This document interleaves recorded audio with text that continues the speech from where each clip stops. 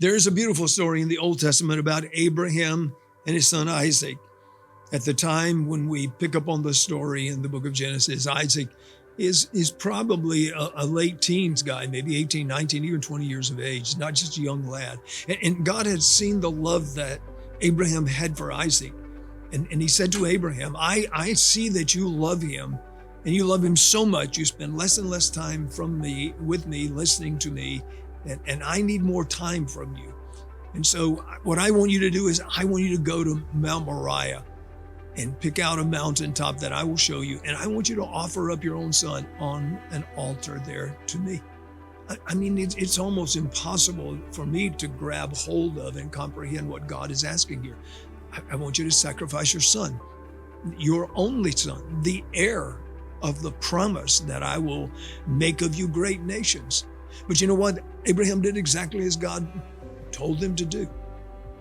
God called Abraham out, but he also called Isaac out to be different, to be a child of God in the sense that they would hear God's voice and they would yield up everything to God. They would give God their hopes. They would give God their dreams, their plans. I mean, possessions, family, everything. Nothing was withheld from God. And the Bible tells us in the New Testament, even though at that moment it doesn't state it, but later in the New Testament, writing about this, it says that Abraham knew that even if he offered Isaac up on the altar of sacrifice and Isaac would die, that God had the power to raise him to life. What keeps you today from putting your Isaac on the altar of God? What keeps you from a full surrender? What is it in your life that stops you from devoting your life to the kingdom of God so you can live your highest life? Anything less than your highest life is a loss. The only reason to be alive on this planet and be living day by day is to be living the life of the kingdom of God, to live our highest life. What is your Isaac?